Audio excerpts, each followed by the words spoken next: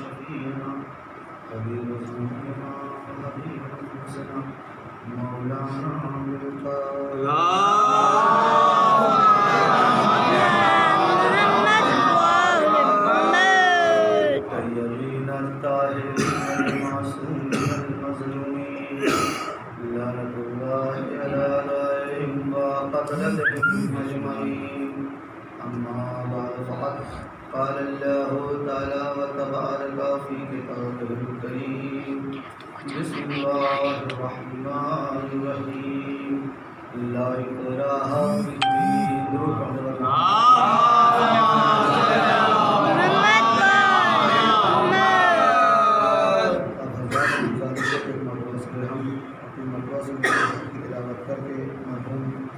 سید مطلوب حسین نقوی ابن سید ممتاز حسین نقوی منظور فاطمہ بنت اظہار حسین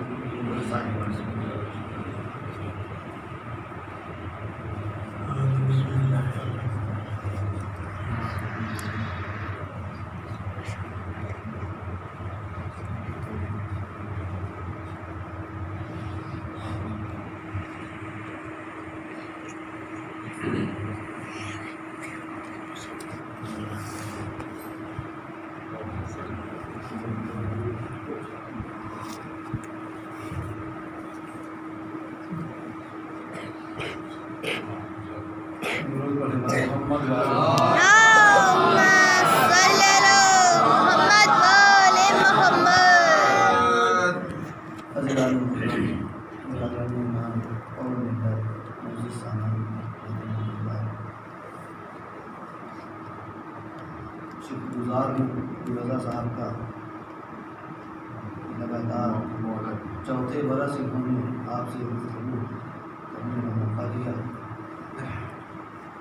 اور اتنی پہلے سے سہیج دی گئی تھی یہ مجلس کہ آپ سمجھیے کہ آج میں امتحان کی منزل میں ہوں، کیونکہ اس سے پہلے کہ گزشتہ مجلسوں میں ایک بہانہ ہوتا تھا میرے پاس اپنی غلطیوں کو چھپانے کا، ایسا وہ کیا کروں، اچانک مجلس سہیج دی گئی تو اچانک منبر پہ آ گیا تو جو ذہن میں آیا وہ پڑھ دیا، لیکن آج امتحان کی منزل ہے تو جو غلطیاں آگے ہو سکتی ہیں ان کے لیے گفتگو کا آغاز کرنے سے پہلے ہی آپ حضرات سے معذرت چاہتا ہوں، اور بارہا کہتا رہتا ہوں پھر تسلیم کر رہا ہوں کہ کوئی عالم نہیں ہوں، صرف یہ عقیدہ کہ ذکر معصومین علیہ السلام باعث نجات ہے، صرف اس عقیدے نے منبر تک پہنچا دیا ہے، اور ظاہر سی بات ہے کہ منبر تک پہنچا ہوں تو مرد و زنا کی جائے گی، مسائل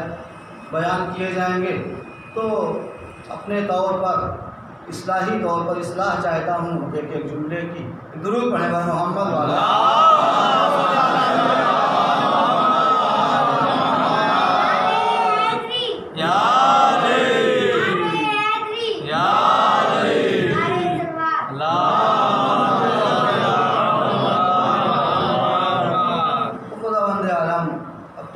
پاکیزہ کتاب قرآن مجید میں تمام عالم انسانیت کو مخاطب کرتے ہوئے اعلان کر رہا ہے لا اکراہ فی الدین، دین میں کوئی جبر نہیں ہے، دین میں کوئی زور نہیں ہے، دین میں کوئی زبردستی نہیں ہے۔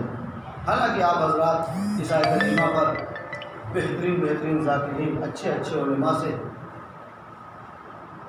گفتگو سنتے رہتے ہیں، اور ابھی تو پورا خمسہ ماشاءاللہ عباس نقوی صاحب نے اسی آیت کریمہ پر میرے اندر اتنا علم اور اتنی صلاحیت نہیں ہے کہ میں ان جیسا بیان کر سکوں، لیکن جتنا بھی مولا نے عطا کیا ہے، جتنی بھی شہزادی کی عطا ہے، آپ حضرات کے سامنے پیش کرنے کی کوشش کروں گا۔ دعاؤں کا طالب ہوں، اس کے علاوہ اور کچھ چاہتا نہیں۔ ایک درود پڑھیں گا محمد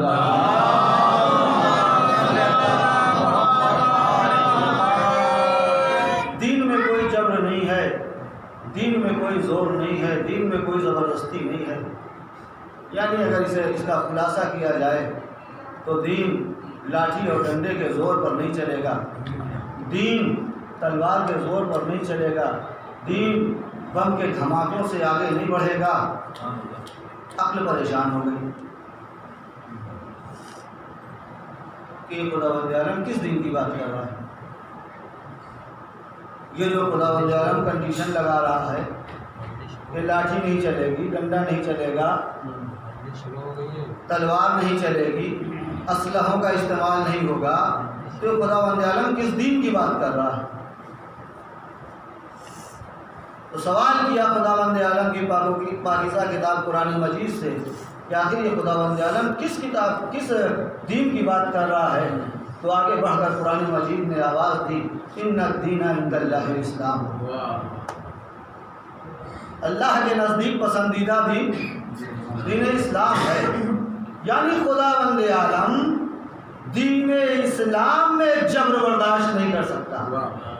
خداوند عالم یہ دین اسلام کے بارے میں کنڈیشن لگا رہا ہے کہ اسلام تلوار کے زور پر آگے نہیں بڑھایا جائے گا، اسلام کی دعوت بم کے دھماکوں سے نہیں دی جائے گی، اسلام کی دعوت بندوقوں کے سائے میں نہیں دی جائے گی۔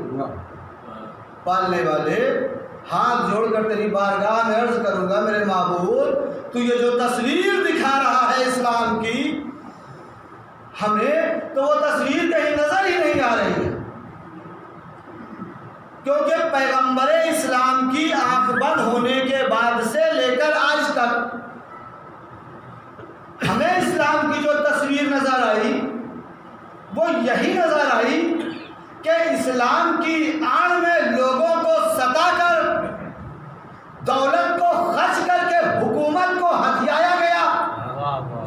ہمیں تو پیغمبر کے بعد یہی دیکھنے کو ملا کہ جو حق پرست تھے ان پر تلوار کی زور آزمائش کی گئی۔ ہمیں یہ دیکھنے کو ملا کہ بم کے دھماکے اسلام کی آڑ میں ہو رہے ہیں، اسلحوں گولیوں کی بوچھاریں اسلام کی آڑ میں ہو رہے ہیں، لا الہ الا اللہ کے جھنڈے کے سائے میں بے گناہوں کو قتل کیا جا رہا ہے، لا الہ الا اللہ جھنڈے پر لکھا ہوا ہے لیکن معصوموں کو ستایا جا رہا ہے۔ تو پالنے والے یہ کون سا اسلام ہے؟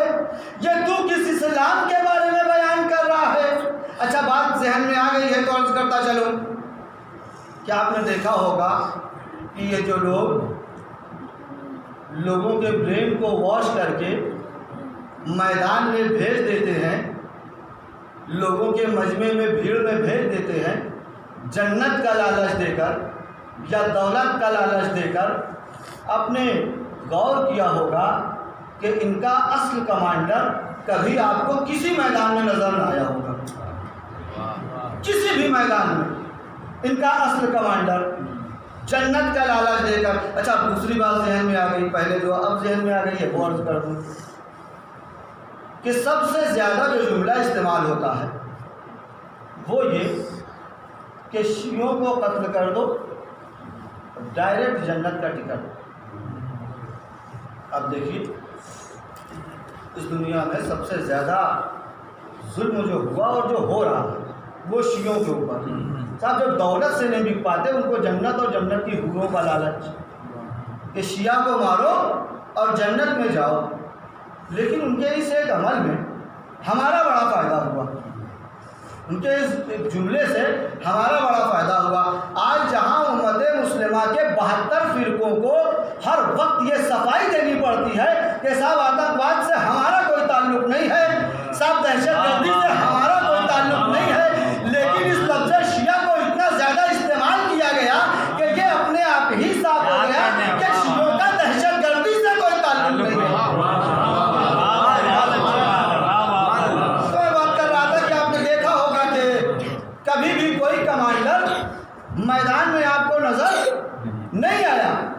دیکھنے کو تو یہاں تک ملا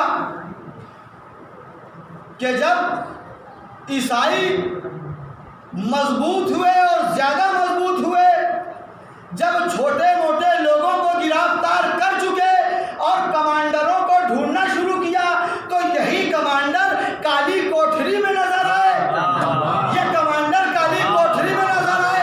پتہ چلا اسلام کا سربراہ وہ نہیں ہوتا جو لوگوں کے برین کو واش کر کے میدان میں بھیج دے اور خود کالی کوٹھری میں پناہ لے۔ اسلام کا حقیقی نمائندہ وہ ہوتا ہے جو چراغ کو گل کر کے کہے جی جانا چاہتا ہے چلا جائے، جنت کی ضمانت حسین ابن علی نے۔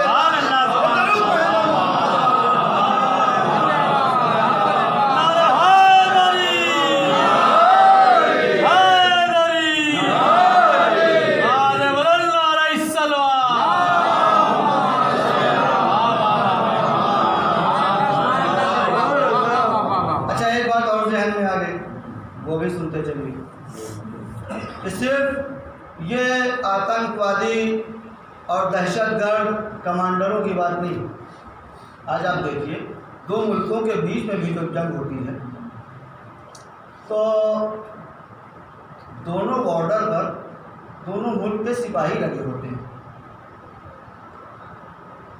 اور اپنے وطن کی حفاظت کے لیے دونوں وطن کے سپاہی اپنے وطن کے لیے لڑ رہے ہوتے ہیں۔ آپ نے کبھی نہیں دیکھا ہوگا کہ کسی دیش کا راشٹرپتی چلا گیا ہو بارڈر پر، اور راشٹرپتی چھوڑیے سینا ادھیکش نہیں جاتا، پوری توجہ سے کاش جملہ محسوس کر سکتے۔ لیکن اگر خدا نہ خواستہ بارڈر پر جنگ ہو رہی ہو اور راشٹرپتی پہنچ جائے تو اب جو سپاہی جنگ کر رہے ہیں ان کی دوہری ذمہ داری ہو جاتی ہے۔ دوہری ذمہ داری، پہلے یہ کہ دشمنوں سے جنگ کر کے اپنے وطن کی حفاظت کریں، اور دوسرے یہ کہ اپنے راشٹرپتی کی جان کی حفاظت کریں۔ ان کی خود کی جان چلی جائے لیکن راشٹرپتی پر آنچ نہ آنے پائے، لیکن اگر حملہ تیز ہو جائے اور دوسرے ملک کے سپاہی اس بارڈر میں گھس آئے اور یہ سپاہی بجائے راشٹرپتی کی جان کے حفاظت کے اپنی جان بچانے کے لیے راشٹرپتی کو چھوڑ کر بھاگتا نظر آ جائے تو دوسرے دن ہر ٹی وی چینل، ہر اخبار یہ چلاتا نظر آئے گا کہ صاحب جو بارڈر پر سپاہی لگے ہوئے تھے دراصل وہ دیش پریمی نہیں تھے، وہ دیش کے غدار تھے۔ کبھی دیش کے غدار کیوں تھے کہ اپنی جان بچانے کے لیے راشٹرپتی کی جان کو دشمنوں میں چھوڑ کر چلے آئے۔ تو اب مجھے کہنے دیجئے جنگ اگر وطن کی ہو رہی ہے تو چھوڑ کر بھاگنے والا وطن کا غدار کہا جائے گا، جنگ اگر مذہب کی ہو رہی ہے تو چھوڑ کر بھاگنے والا مذہب کا غدار کہا جائے گا۔ درود پڑھیں محمد۔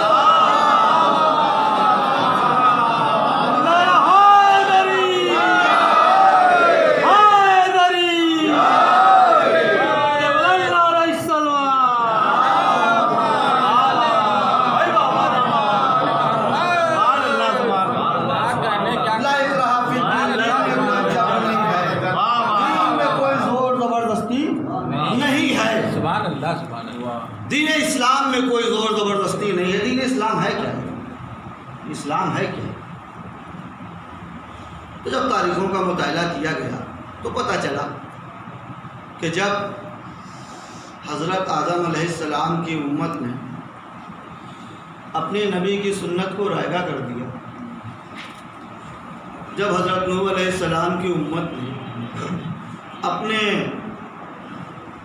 نبی کی سنت کو رائگاں کر دیا، حضرت ابراہیم علیہ السلام کی قربانیوں کو جب ان کی امت نے بھلا دیا، 1,23,999 نبیوں کی محنتوں کو جب ان کے امتیوں نے ان کی سنت کو رائگاں کر دیا، تب خداوند عالم نے اپنے محبوب بندے کو انسان کی ہدایت کے لیے اس روئے زمین پر بھیجا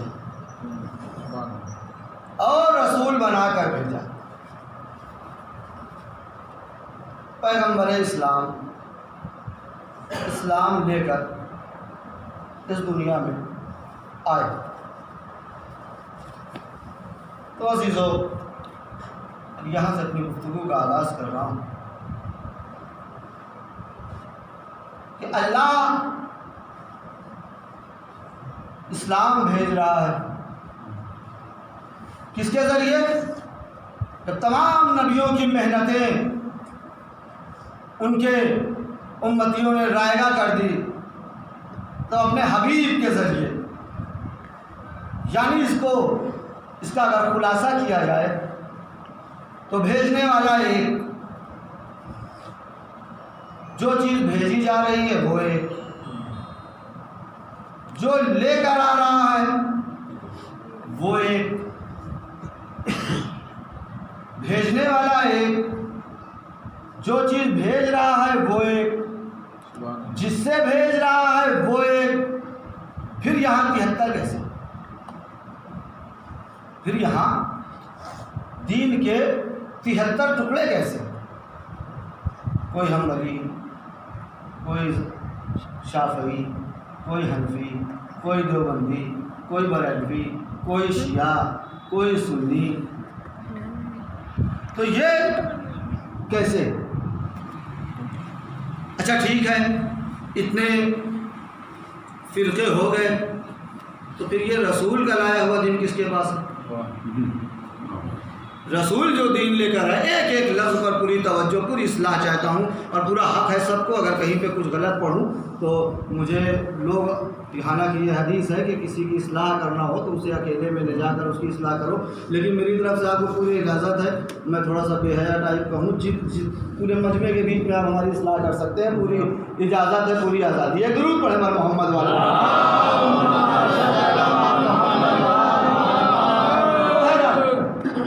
پیغمبر کا لایا ہوا دین کس کے پاس؟ اب صاحب جس کے پاس پہنچے پوچھنے کے لیے سب کا دعویٰ، شیعہ سے پوچھا پیغمبر کا لایا ہوا دین کس کے پاس؟ ارے ہمارے علاوہ اور کس کے پاس ہو سکتا ہے؟ پیغمبر کا لایا ہوا دین ہمارے پاس۔ برادران اہل سنت سے پوچھا پیغمبر اسلام کا لایا ہوا دین کس کے پاس؟ ہمارے پاس، اور کس کے پاس؟ بس سنت ہمارے پاس، تو پیغمبر کا لایا ہوا دین ہمارے پاس۔ شافعی، دیوبندی، بریلوی، جتنوں سے پوچھا، جس کے پاس گئے بھی پیغمبر کا لایا ہوا دین کس کے پاس؟ سب نے یہ جواب دیا کہ پیغمبر اسلام کا لایا ہوا دین ہمارے پاس۔ تو بھائی سوال سے سوال پیدا ہوتے ہیں، اگر پیغمبر اسلام کا لایا ہوا دین سب کے پاس تو پھر پیغمبر کیا تھے؟ پیغمبر کی ذات کیا تھی؟ پیغمبر نے کبھی کہیں کسی مقام پر خلاصہ کیا ہوگا اس بات کا کہ میں شیعہ ہوں، یا میں سنی ہوں، یا میں شافعی ہوں، یا میں حنفی ہوں، یا میں دیوبندی ہوں، یا میں بریلوی ہوں؟ پھر پیغمبر کیا تھے؟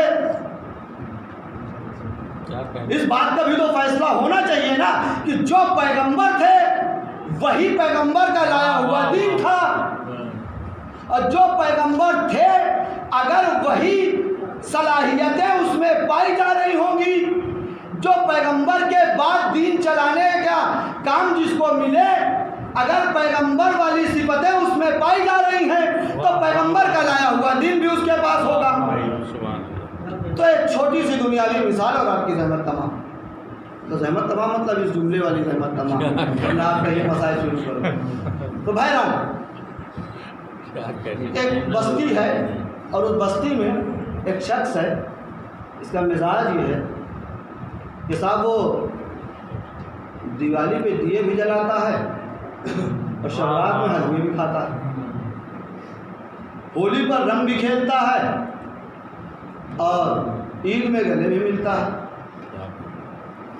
تو مسجد میں کوئی پروگرام ہو رہا ہے وہاں بھی آپ کو ملے گا، مندر میں کوئی پروگرام ہو رہا ہے وہاں بھی آپ کو ملے گا۔ یہ کون کہ یہ سوشل ورکر ہے، تو یہاں جتنا مرضی کرنا ہو سوشل ورکر کر لیجئے، وہاں فرشتوں کا ورک شروع ہو جائے گا۔ بہرحال لیکن ایک شخص ہے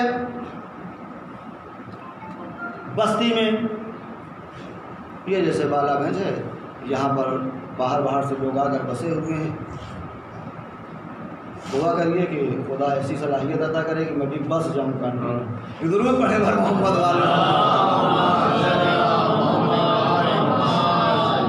تو بہرحال ایک شخص ہے جو اپنی پوری زندگی میں نہ تو کبھی مندر گیا، نہ کبھی مسجد گیا، نہ کبھی گرجا گیا، نہ کبھی چرچ گیا، نہ کبھی دیوالی پر دیے جلائے، نہ کبھی شبرات میں پٹاخے پھوڑے، نہ تو کبھی ہولی پر رنگ کھیلا، نہ کبھی عید پر گلے ملا۔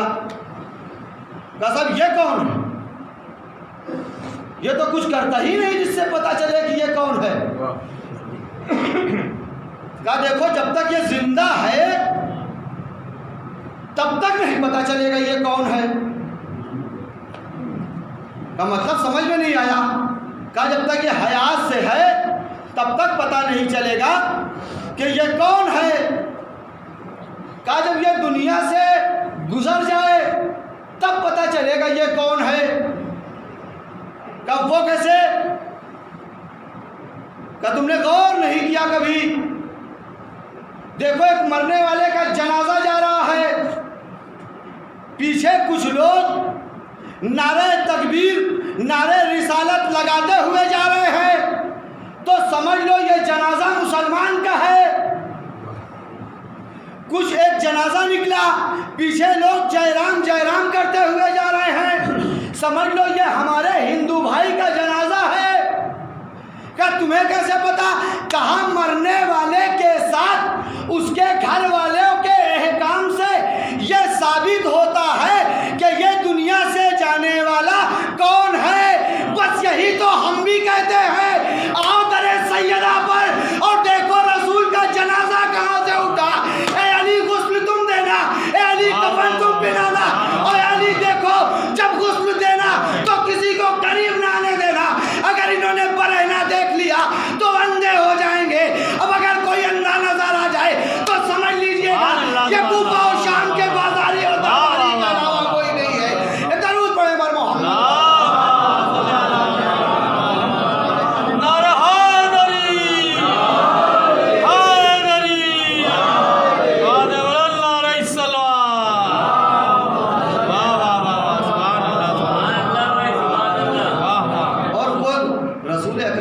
ایسا نہیں ہے کہ کتابت والا جملہ ہے، مجلس تیار کرنے کے لیے کچھ مل نہیں رہا تو سیٹ کر لیا کہ چلو 1 گھنٹے ہو جائے گی۔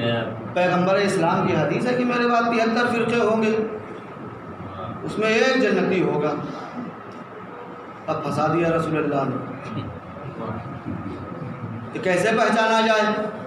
سب کا دعویٰ ہم جنتی، پوری توجہ سے، سب کا دعویٰ ہم جنتی، کیسے پہچانا جائے، فرق کیسے کیا جائے؟ بھائی سیدھی سی بات ہے کہ پیغمبر اسلام نے کہا ہے کہ صرف ایک جنتی ہوگا تو کچھ نہ کچھ تو ڈفرینس پایا جائے گا 72 میں اور اس ایک میں۔ لیکن جب گھر سے نکلے صاحب ڈھونڈنے کے لیے تو دیکھا سب کا، ایک درود پڑھے بر محمد،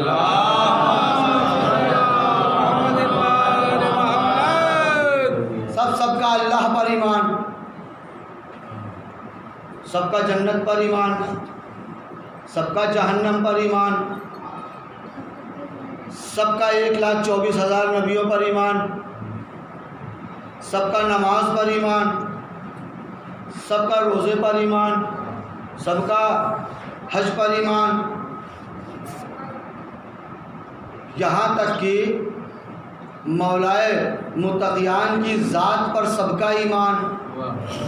یہ الگ مسئلہ ہے کہ کون کہاں مانتا ہے، کون کہاں نہیں مانتا، کون کس نمبر پہ مانتا ہے، کون کس نمبر پر مانتا ہے، یہ ایک الگ مسئلہ ہے کہ کون مولا علی کہتا ہے، کون لولا علی کہتا ہے، اس بحث میں نہیں پڑھنا۔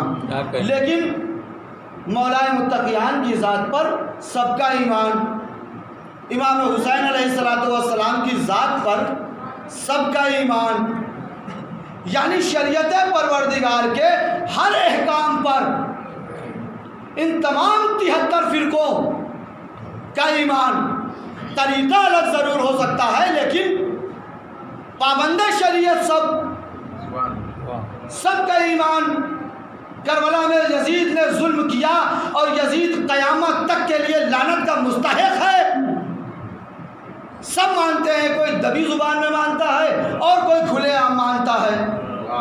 امام حسین علیہ السلام کے ساتھ ظلم ہوا، سب کا ایمان۔ تو سب پتہ کیسے چلے کہ اس 73 میں وہ ایک الگ والا فرقہ ہے کون؟ کا 72 قدم نکلے ایک ساتھ، 72 قدم ایک ساتھ نکلے، مسجد آئی، نماز کے لیے سب رکے، روزے کے لیے سب رکے، حج کے لیے سب رکے،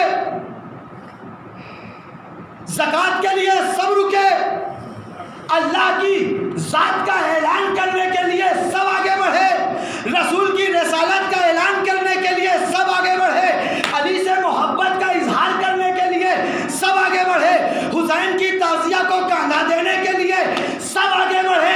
لیکن آگے بڑھتے بڑھتے بڑھتے بڑھتے ایک مقام آیا جہاں 72 قدم رک گئے، صرف ایک قدم آگے بڑھا۔ کا وہ کون سا مقام ہے؟ کا درے ابو طالب پر جب پہنچے تو 72 قدم پیچھے ہٹ گئے، صرف ایک قدم آگے بڑھا۔ درود پڑھے محمد۔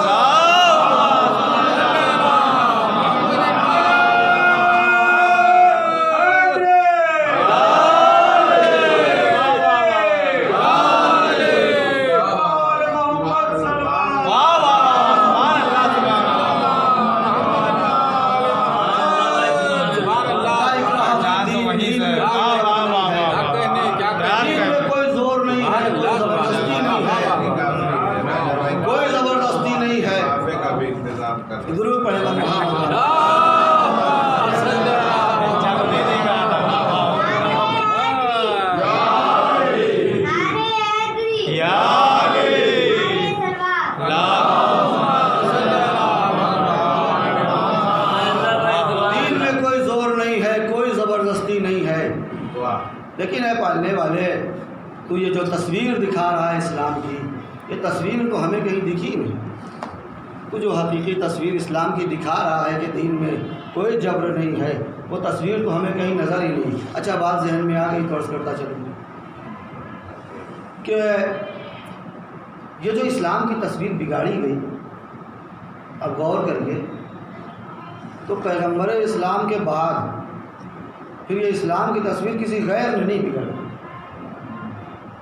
اسلام کی تصویر جو بگڑی وہ اپنوں نے بگاڑی، جو مجبوراً پیغمبر کا کلمہ پڑھتے تھے لیکن پیغمبر کی فضیلتوں سے جلن رکھتے تھے، ان لوگوں نے بگاڑی۔ جو علی کا مقابلہ نہ کر سکے، ان لوگوں نے بگاڑی۔ لیکن کچھ لوگ ایسے تھے جو پیغمبر کی پوری توجہ سے، جو پیغمبر کی فضیلت سے بھی محبت کرتے تھے، علی کی شجاعت کے بھی منکر نہ تھے، لیکن ان لوگوں نے رسول کی رسالت اور علی کی ولایت کو اس لیے چھوڑ دیا کہ انہوں نے یہ دیکھا کہ صاحب ان کے ساتھ رہنے میں کوئی فائدہ نہیں، ان کے ساتھ رہنے میں دنیاوی فائدہ نہیں ہے۔ دلیل دوں کہ طلحہ اور زبیر آئے ابو ذر کے پاس، علی سے کہو کہ جو بصرہ والی جگہ خالی ہے اس مسند پر ہمیں بٹھا دے۔ کہانی دیکھو بھیا، ہم تو نہیں کہہ پائیں گے کیونکہ علی اسی کو پوسٹ دیتے ہیں جو اس پوسٹ کے قابل ہوتا ہے، علی ایسے نہیں دے سکتے۔ کہا ٹھیک ہے پھر ملاقات کروا دو۔ پوری توجہ، ان لوگوں نے اسلام کی تصویر بگاڑی جنہوں نے یہ دیکھا کہ علی کے ساتھ رہنے میں دنیاوی فائدہ نہیں ہے۔ کہا ٹھیک ہے ملاقات کروا دوں گا۔ ملاقات کروائی، ملاقات کروا دی گئی۔ اب باتوں کا سلسلہ طلحہ نے شروع کیا کہ علی کچھ گفتگو کرنا چاہتا ہوں، پوری توجہ سے کہ علی گفتگو کرنا چاہتا ہوں، کہ یہ بتاؤ کہ گفتگو جو کرو گے وہ حکومت کے متعلق ہے یا ذاتی ہے؟ کہا نہیں علی ذاتی گفتگو کرنی ہے۔ تو علی نے جو چراغ جل رہا تھا اس چراغ کو بجھا دیا۔ اب طلحہ نے زبیر سے کہا کہ آؤ اٹھو اور چلو۔ زبیر نے کہا ابھی تو گفتگو شروع بھی نہیں ہوئی، ابھی تو علی سے باتیں کرنی ہے بصرہ کے بارے میں۔ کہا تمہارے سمجھ میں نہیں آیا، گفتگو ہو گئی۔ کہا گفتگو کیسے ہو گئی؟ کہا جو علی حکومت کے چراغ پہ سمجھوتا نہیں کر سکتا وہ علی حکومت پہ سمجھوتا کیا کرے گا؟ جو علی حکومت کے چراغ پہ سمجھوتا نہیں کر سکتا وہ علی حکومت میں کیا سمجھوتا کرے گا؟ یعنی علی کو اتنا بھی گوارا نہیں ہے کہ اپنے ذاتی کام کے لیے حکومت کی روشنی کو استعمال کر لے۔ درود پڑھیں اور محمد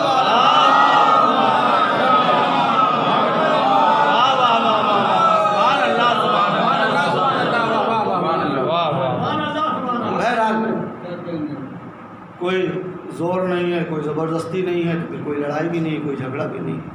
جس کی جو مرضی وہ مانے، جس کی جو مرضی نہ مانے، لیکن محبت ہے۔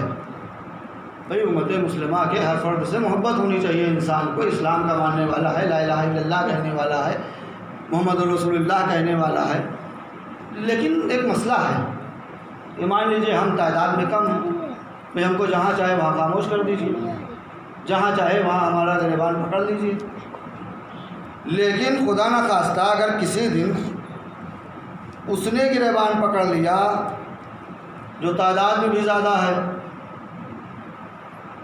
پاور میں بھی زیادہ ہے، اور گریبان پکڑ لیا اور پکڑنے کے بعد کہا تو زیادہ وقت نہیں لوں گا آپ کو، بس 2-3 جملے اور بچے، درود پڑھے پر محمد والے،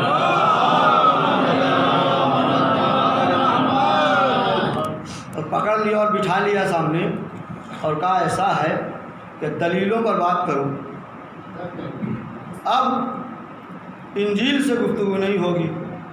اگر عیسائیوں نے پکڑ لیا اور بٹھا لیا اور کہا انجیل سے بات نہیں ہوگی، اب قرآن سے بات ہوگی۔ آؤ ثابت کرو کہ تمہارا نبی افضل یا ہمارا نبی افضل۔ آؤ ثابت کرو کہ تمہارا دین افضل یا ہمارا دین افضل۔ آؤ ثابت کرو تمہارے شہزادی افضل یا ہماری شہزادی افضل۔ تو بھائی پھر کیا کرو؟ مسئلہ پھنس جائے گا۔ وہاں تو آپ اس کا منہ بھی نہیں بند کروا سکتے، کیونکہ وہ پاور میں آپ سے زیادہ ہے اور تعداد میں بھی آپ سے زیادہ ہے۔ ہم مان لیجیے دب جائیں گے، لیکن چونکہ ہم کو آپ سے محبت ہے تو اس وجہ سے سمجھا رہے ہیں کہ صاحب مان لیجیے کچھ چیزوں کو۔ اگر عیسائی نے پکڑ کے بٹھا لیا کہ ہمارا نبی 3 دن کی عمر میں بھی نبی ہے، ہمارا نبی 3 دن کی عمر میں نبی ہے، اور تمہارا بنا 40 سال کے بعد، تو اب بتاؤ ہمارا نبی افضل یا تمہارا نبی افضل؟ ہمارا نبی چوتھے آسمان پر زندہ ہے، ہمارا نبی چوتھے آسمان پر زندہ ہے، لیکن تمہارے یہاں کچھ لوگ ایسے ہیں کہ جن کا یہ کہنا ہے کہ یا رسول اللہ نہ کہو، یا رسول اللہ نہ کہو، ان کو مدد کے لیے آواز نہ دو، کیونکہ اب یہ دنیا سے چلے گئے، اب ان کو یا رسول اللہ کہنا، ان سے مدد مانگنا بدعت ہے، شرک ہے، حرام ہے۔ یہ 3 ہی لفظ ہیں۔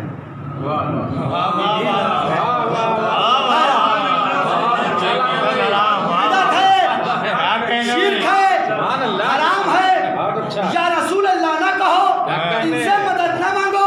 میں نام لے کر بتا دوں، خوف نہیں ہے، ذاکر نائک لگاتار اس بات کو کہتا رہا، لگاتار اس بات کا چیلنج کرتا رہا کہ وہ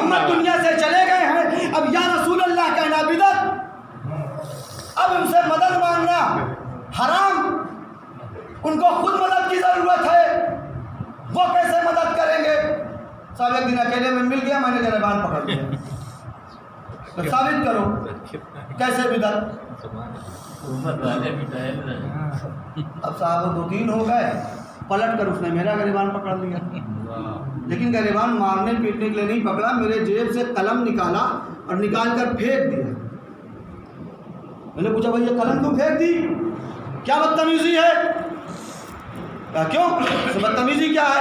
تم کہتے ہو یا رسول اللہ آئیے ہماری مدد کریے، اب کہو یا رسول اللہ قلم اٹھا کر دے دیجئے، اگر وہ قلم اٹھا کر دے دیں تو ہم بھی قائل ہو جائیں گے، ہم بھی مان لیں گے۔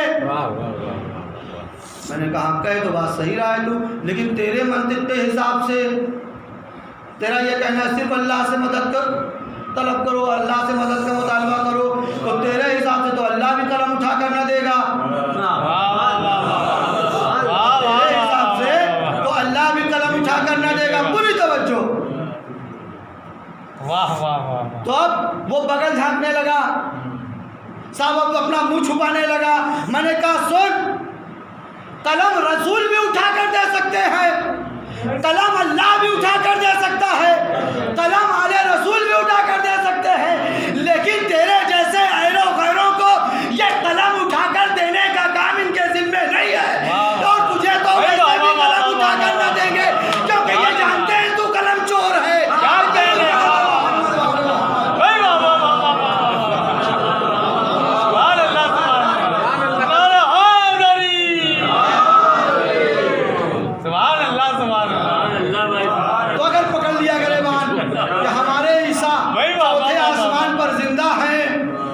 ہمارے عیسیٰ چوتھے آسمان پر زندہ ہے اور تم اپنے نبی کو زندہ بھی نہیں سمجھتے ہو، تو اے مسلمانوں عیسیٰ کو زندہ مانتے ہو، محمد کو زندہ بھی نہیں مانتے، تو پھر زندہ کی زندگی میں مردے کا کلمہ جائز ہی نہیں۔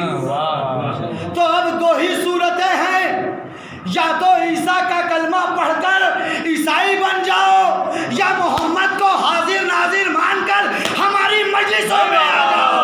درود پڑھیں اور محمد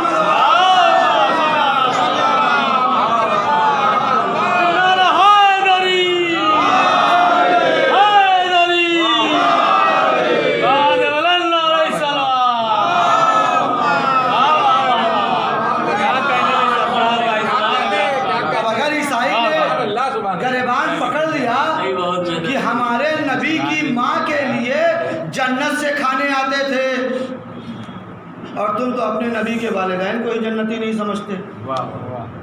کہ صاحب حضور نے دعا کے لیے ہاتھ بلند کیے کہ اللہ میرے والدین کو بخش دے، اور آواز آئی اے محمد یا امت یا والدین، تو نبی نے 3 مرتبہ امتی امتی امتی کہا۔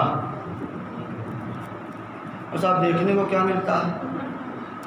دیکھنے کو یہ ملتا ہے کہ مولوی گھر گھر جا کر لوگوں کو یہ دعوت دیتا ہے کہ اپنے بچوں کو مسجد بھیجو، اپنے بچوں کو مدرسے بھیجو۔ کیوں بھیجو؟ ہم اسے وہاں قرآن پڑھائیں گے۔ قرآن کیوں پڑھائیں گے؟ سب آپ کو نہیں پتا، اگر آپ کا بچہ مکتب آ گیا، قرآن پڑھ لیا، اور اگر اس نے ایک آیت بھی حفظ کر لی، تو اس آیت کے حفظ کرنے کے صدقے میں خداوند عالم اس کے حفظ کرنے والے کے والدین کو بخش دے گا۔ میں کہوں گا ہے مسلمانوں، ایک عام بچہ ایک چھوٹی سی آیت کو حفظ کر لے تو والدین کو بخشوا لے، اور وہ جس کے اوپر پورا قرآن نازل کر دیا گیا، کبھی طٰہٰ کہا جا رہا ہے، کبھی یاسین کہا جا رہا ہے، کبھی مدرس کہا جا رہا ہے، کبھی مزمل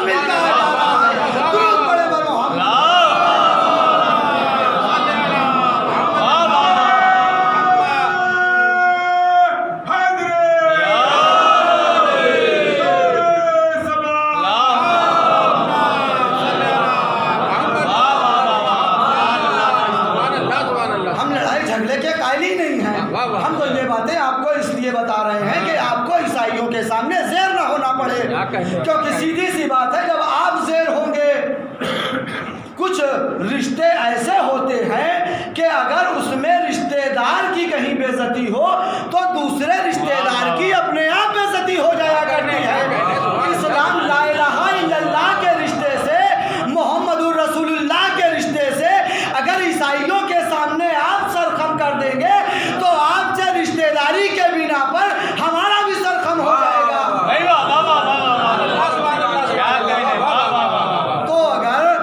تو اگر پکڑ لیا گریبان صاحب کہ ہماری شہزادی کے لیے تو جنت سے کھانے آتے تھے، اپنے چھوٹے بچوں کے لیے عرض کر دوں کہ جناب مریم کی ماں بی بی حنہ خاتون نے نذر مانی کہ پالنے والے مجھے ایک بیٹا عطا کر دے جسے میں تیرے گھر بیت المقدس کے لیے وقف کر دوں گی، وہاں صاف صفائی کرے گا، نگرانی کرے گا، سب کی دیکھ بھال کرے گا۔ لیکن خداوند عالم نے بجائے بیٹا عطا کرنے کے بیٹی عطا کر دی جسے ہم اور آپ بی بی مریم کہتے ہیں۔ اب درود پڑھے پر محمد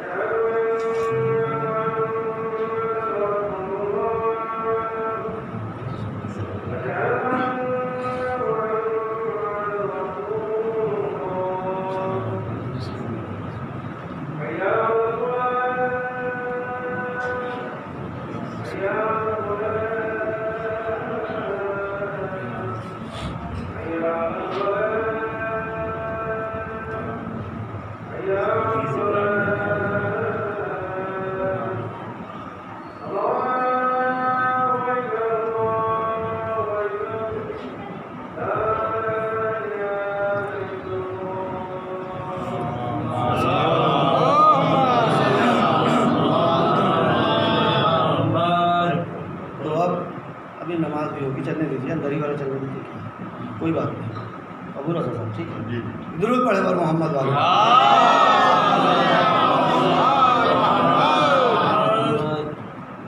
تو بیٹی عطا کر دی اللہ نے، مایوس ہو گئی بی بی حنہ خاتون کہ پالنے والے میں نے دعا کی تھی اگر بیٹا دیتا میں اپنی نظر پوری کرتا، میں اپنی نظر پوری کرتی۔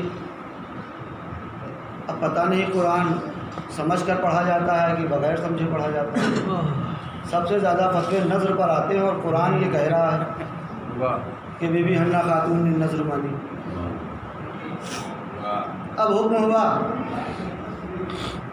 کہ اپنی نظر پوری کرو، ہمیں بیٹی ہی قبول ہے، ہمیں بیٹی ہی قبول ہے۔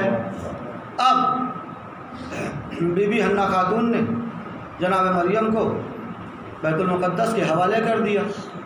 سب وہاں جو اللہ کے عبادت گزار بندے تھے ان سب نے خواہش ظاہر کی کہ ہم پرورش کریں گے، ہم پرورش کریں گے، ہم پرورش کریں گے۔ چاہت اتنے عروج پر پہنچی کہ اختلاف کی نوبت آ گئی، تو قرآن اندازی ہوئی، نام نکلا جناب زکریا کا۔ جناب زکریا کے ذمے جناب مریم کی پرورش کی ذمہ داری آ گئی۔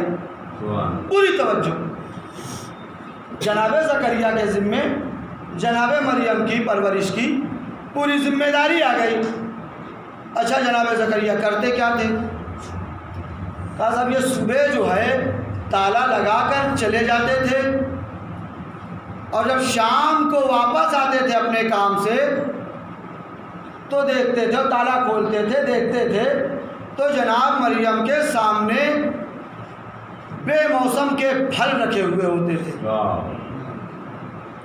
تو جناب زکریا جناب مریم سے پوچھتے تھے کہ بیٹا مریم یہ بے موسم کے پھل کہاں سے آئے؟ تو جناب مریم یہ کہتی تھی یہ سب اللہ کی طرف سے آئے ہیں جو اللہ بے حساب دینے والا ہے۔ قرآن مجید نے یہ ثابت کیا کہ زکریا نے جناب مریم کی پرورش کی۔ جناب زکریا نے مریم کی پرورش کی۔ کہاں ثابت ہو رہا ہے؟ قرآن میں۔ لیکن دیکھنے کو کیا مل رہا ہے؟ صبح جا رہے ہیں، شام کو واپس آ رہے ہیں، غذائیں موجود ہیں، سوال کر رہے ہیں تو جواب مل رہا ہے کہ اللہ کی طرف سے یہ غذائیں آئیں۔ تو اب انصاف سے بتائے میرا محترم مجمع کہ یہ مریم کی پرورش جناب زکریا کر رہے ہیں یا اللہ کر رہا ہے؟ یہ مریم کی پرورش جناب زکریا کر رہے ہیں یا اللہ کر رہا ہے؟ تو اب جب پرورش اللہ کر رہا ہے تو کریڈٹ جناب زکریا کو کیوں دے رہا ہے؟ پرورش خود کر رہا ہے، کریڈٹ جناب زکریا کو دے رہا ہے۔ عجب نہیں مشیت آواز دے کہ میں ہر کسی کے عمل کو اپنے عمل سے منسوب نہیں کر سکتا، ہر کسی کے عمل کو اپنے عمل سے منسوب نہیں کر سکتا۔ تو اب میں اس بخشی ہوئی امت کو پکڑوں گا، درے عبد المطلب تک لے جاؤں گا کہ آؤ درے عبد المطلب پر۔ عبد المطلب کا آخری وقت ہے، ایک ہاتھ سے محمد کے ہاتھ کو پکڑا، ایک ہاتھ سے ابو طالب کے ہاتھ کو پکڑا، محمد کے ہاتھ کو ابو طالب کے ہاتھ میں دیا۔ اے بیٹا محمد خبردار رہنا، آج سے یہ صرف چچا نہیں ہے، آج سے یہ تمہارے نگہبان ہے، تمہارے محافظ ہیں، تمہارے سرپرست ہیں۔ اب رسول کی آنکھوں میں سرما ابو طالب نے لگایا، اب رسول کی زلفوں کو ابو طالب نے سنوارا، اب رسول کو نیوالے ابو طالب نے کھلائے۔ تو مشیت نے آواز دی، اے میرے حبیب جب میں نے تجھے یتیم پایا تو وہ میں تھا جس نے تیری پرورش کی۔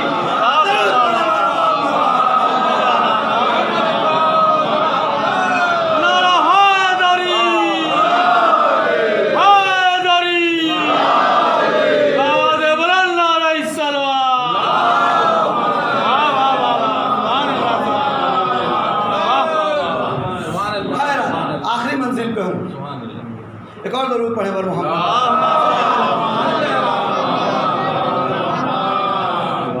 کہ ہماری شہزادی کے لیے تو جنت سے کھانے آتے تھے، تمہارے پاس مقابل میں کوئی شہزادی ہو تو دکھاؤ۔ تو تم کیسے دکھاؤ گے بھائی؟ تم تو نبی کی 4 بیٹیوں کے قائل ہو۔ اچھا قدرت کو پتہ نہیں کتنی محبت ہے علی و فاطمہ سے، خدا کو نہ معلوم کتنی محبت ہے علی و فاطمہ سے کہ دشمنوں کو بھی ان دونوں کے درمیان فرق نہ کرنے دیا۔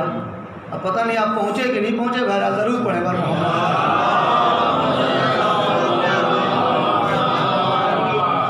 اچھا بات ذہن میں آ گئی، اعتراض ہوتا ہے کہ صاحب یہ جو سیاہ لباس پہن کر ماتمی دستہ نکلتا ہے یہ حقیقی سید نہیں ہے۔ شیعوں میں جو سید پائے جاتے ہیں وہ سید حقیقی سید نہیں ہے۔ کیوں سید حقیقی نہیں ہے؟ کہا اس لیے کہ سیدوں کا کام ہے امت سے بیعت لینا، امت کے حق میں دعائیں کرنا، جس سے امت کو فائدہ ہو وہ کام کرنا۔ میں نے کہا چل ٹھیک، باقی باتیں نہ مانتا ہوں لیکن یہ بات تیری مان رہا ہوں۔ اب تجھے قسم ہے اس پیر کی جس کا تم مرید ہے،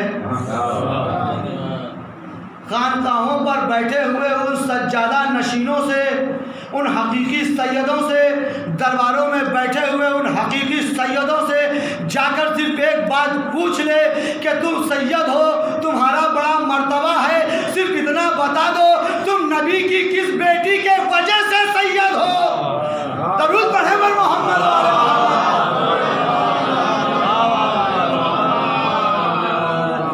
تو بھائی کیا کرو گے؟ کیسے جواب دو گے؟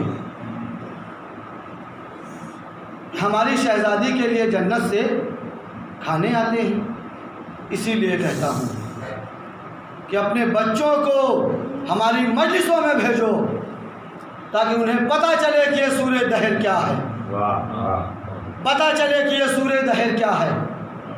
اور ہماری بات نہیں ہے، آپ ہی کے سب سے بڑے عالم محدث دہلوی نے اپنی تفسیر میں لکھا کہ یہ جو سیدہ کے در پر افطار کے وقت یتیم آیا سائل بن کر، دوسرے دن مسکین آیا سائل بن کر، تیسرے دن اسیر آیا سائل بن کر۔ بھئی اسیر تو کہتے ہیں قیدی کو، اور قیدی کا کام ہے قید میں رہنا یا مدینے کے گلیوں میں بھیک مانگنا۔ لیکن بہرحال شاہ محدث دہلوی لکھتے ہیں کہ یہ جو پیغمبر کی بیٹی سیدہ کے در پر سائل 3 دن تک آتے رہے افطار کے وقت، یہ مدینے کی گلیوں میں گھوم کر بھیک مانگنے والے لوگ نہیں تھے، بلکہ یہ جنت کے فرشتے تھے جو مسلسل سیدہ کے در پر آ کر بھیک مانگتے رہے۔ اسی لیے کہتا ہوں کہ اپنے بچوں کو ہماری مجلسوں میں بھیجو تاکہ کم از کم اتنا علم ہو جائے کہ جب عیسائیوں سے مباحثہ ہو، مباہلہ آپ کر نہیں سکتے، ضرور پڑھے بر محمد والے،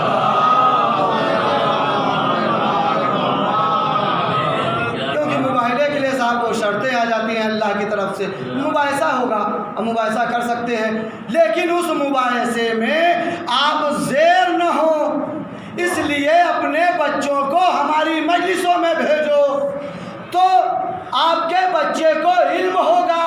تب وہ عیسائی جب اس سے پوچھے گا کہ ہمارے نبی کی ماں کے لیے، ہماری شہزادی مریم کے لیے جنت سے کھانے آتے تھے، جنت سے کھانے آتے تھے، تو تمہارا بچہ ان سے یہ کہے گا کہ ہم نے مانا بی بی مریم بڑی باوقار تھی، بی بی مریم کی بڑی فضیلتیں، ہم بی بی مریم کی فضیلتوں کے منکر نہیں ہیں، ہم بی بی مریم کے وقار کے منکر نہیں ہیں، لیکن سنو، تمہاری شہزادی اور ہماری شہزادی میں ایک فرق ہے۔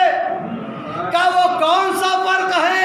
کا جو جنت کے کھانے کا انتظار کرے وہ مریم ہے، جس کے کھانے کا انتظار جنت کرے وہ زہرا ہے۔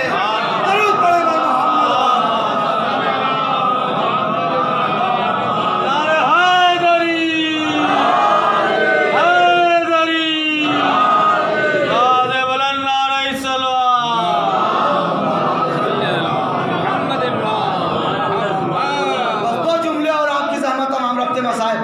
آخری منزل پہ ہوں، بس 2 جملے اور آپ کی زحمت تمام ہے۔ ضرور پڑھے پر محمد والا۔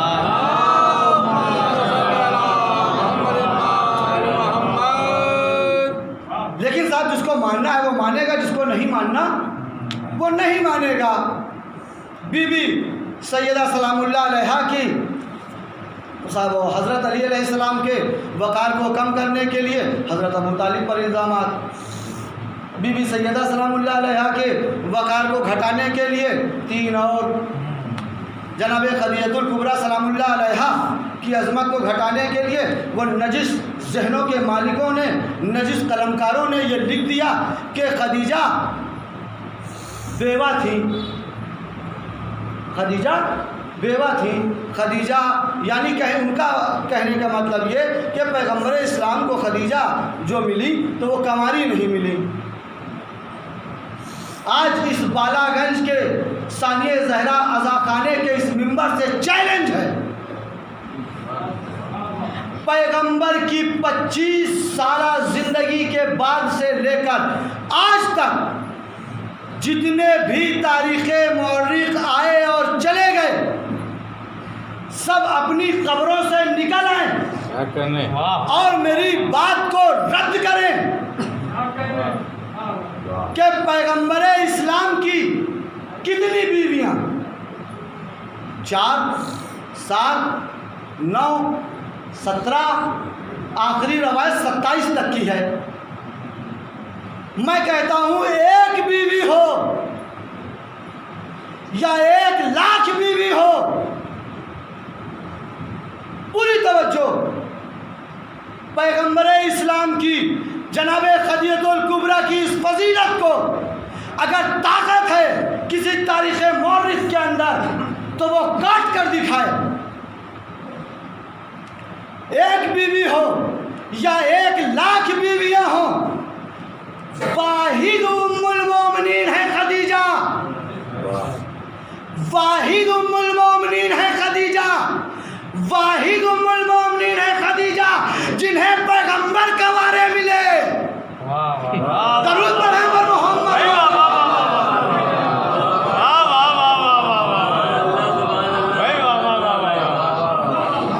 واحد ام المومنین ہے، سبحان اللہ سبحان اللہ، کا خود سے اپنا رشتہ بھجوایا، کیا کہنے، اور کہیں نہیں ملتا کہ جب رشتہ آیا ہو تو پیغمبر نے فوراً قبول کر لیا۔ آخری جملہ اور آپ کی زحمت تمام، کہیں نہیں ملتا کہ جناب خدیجہ الکبریٰ سلام اللہ علیہ کا جب پیغام آیا ہو تو پیغمبر اسلام نے فوراً قبول کر لیا ہو۔ نہیں قبول کیا۔ کس نے نہیں قبول کیا؟ اس نے قبول نہیں کیا جس کی زبان پر آیت کا پہرا ہے، کہ جو نہ تو کچھ بولتا ہے، نہ تو کچھ کہتا ہے، نہ تو کچھ چاہتا ہے، مگر وہ کہ جو وحی پروردگار ہو وہ وہی کہتا ہے جو وہی کہتی ہے۔ اب تاریخ کے جملے ہیں کہ محمد نے اپنے چچا ابو طالب سے اجازت طلب کی، اپنے چچا ابو طالب سے اجازت طلب کی کہ خدیجہ کا رشتہ آیا ہے، کیا آپ کی اجازت ہے کہ میں ہاں کر دوں؟ یہ کون پوچھ رہا ہے؟ یہ وہ پوچھ رہا ہے جو بغیر مرضی پروردگار کے اپنا لب نہیں کھولتا۔ درود پڑھیں بر محمد۔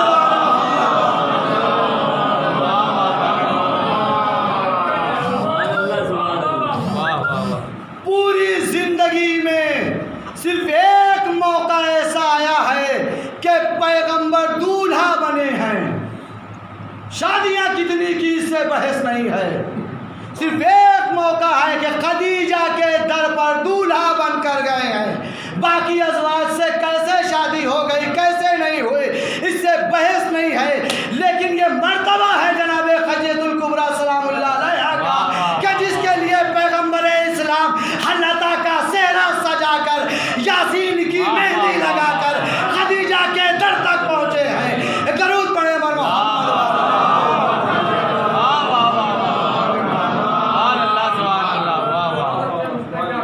ایک درود پڑھیں بر محمد۔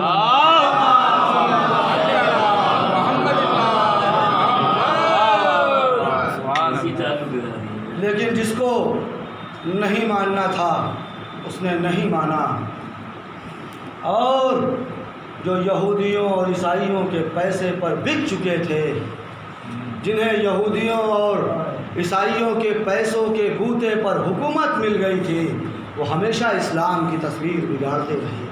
یہ اسی وجہ سے میں ہر مجلس میں اور اپنے تمام بزرگوں سے ہاتھ جوڑ کر یہ گزارش کرتا ہوں کہ آج زمانہ، آج میڈیا اسلام کو بابر کے ذریعے پہچانوانا چاہتی ہے، آج میڈیا اسلام کو اورنگزیب کے ذریعے پہچانوانا چاہتی ہے، آج میڈیا اسلام کو ہمایوں کے ذریعے پہچانوانا چاہتی ہے۔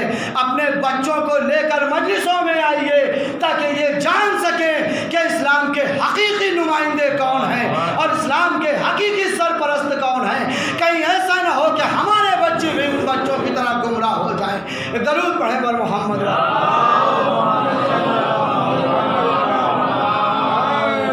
یہ اسلام ایسے ہی نہیں پہنچا، بڑی قربانیاں دی گئی ہیں اس اسلام کے لیے، حسین ابن علی نے بڑی قربانیاں دی ہیں اسلام کے لیے، تب یہ اسلام بچا ہے۔ اعتراض کرنے والا اعتراض کرتا ہے کہ آپ لوگ زیادہ بیان کرتے ہیں کہ وحدانیت کو بچا لیا امام حسین علیہ السلام نے۔ میں نے کہا نہیں، میری کیا جسارت، ہماری کیا ہمت کہ ہم یہ اعلان کر دیں کہ امام حسین علیہ السلام نے وحدانیت کو بچا لیا، لیکن ہاں اتنا ضرور ہے کہ وحدانیت تو باقی رہتی اگر حسین ابن علی نہ ہوتے۔ لا الہ الا اللہ تو ہوتا، لیکن لا الہ الا اللہ کا ماننے والا کوئی نہ ہوتا۔ اللہ تو ہوتا لیکن اللہ کو پہچاننے والا کوئی نہ ہوتا۔ محمد الرسول اللہ تو ہوتا لیکن اس محمد کی سنت پر عمل کرنے والا کوئی نہ ہوتا۔ اسی لیے حسین ابن علی کربلا کے میدان میں کھڑے ہو گئے کہ اکبر کا کلیجہ جاتا ہے تو چلا جائے، لیکن نانا کے دین کا کلیجہ مضبوط ہو جائے۔ بھائی کے بازو جاتے ہیں تو چلے جائیں، لیکن اسلام کا بازو مضبوط ہو جائے۔ ارے بہنوں کی چادریں جاتی ہیں تو چلی جائے، لیکن اسلام بے سایہ نہ ہونے پائے۔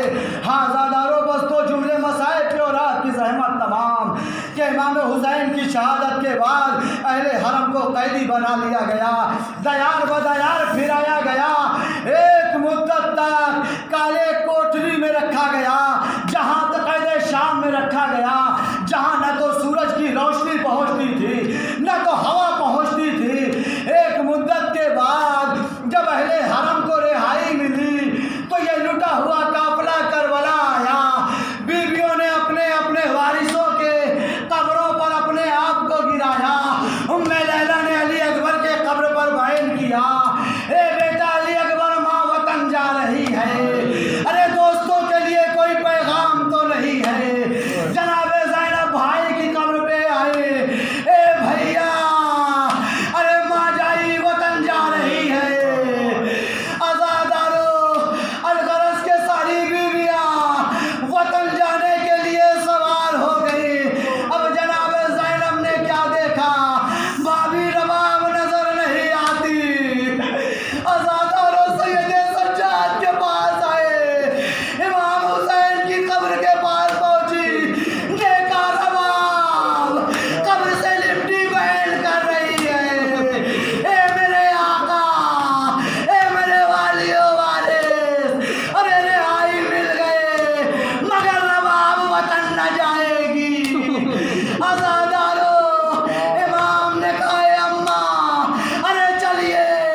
جناب زینب نے ضد کی، رباب نے ہاتھ جوڑے، اے شہزادی، آپ کے بچے شہید ہو گئے، لیکن خدا سلامت رکھے، آپ کے والیو وارث مدینے میں موجود ہے، لیکن یہ رباب کس کے پاس جائے؟ ارے میرے بچے یہی سو گئے، میرا وارث بھی شہید ہو گیا، لیکن حکم امام سے مجبور ہو کر وعدہ کیا، جب تک زندہ رہوں گی سائے میں نہ بیٹھوں گی۔ ہاں زادارو بس ختم کی مجلس، اب دن ہو کے رات، رباب ہر وقت بیٹھی ہوئی ہے باہر۔ ایک مرتبہ مدینے کی عورتوں نے کہا، اے بی بی، رباب کو اندر لے آئیے ورنہ رباب دنیا سے کوچ کر جائیں گی۔ آزادارو سید سجاد آئے، اے اماں رباب، میں امام وقت کے ناطے آپ کو حکم دیتا ہوں، بس کربلا کا رخ کیا۔ اے میرے والے، آپ سے جو وعدہ کیا تھا آج مجبور ہو گئے، امام کا حکم ہے۔ یہ کہتے ہی روح سوئے جنت کو پرواز کرو، سیارم الذین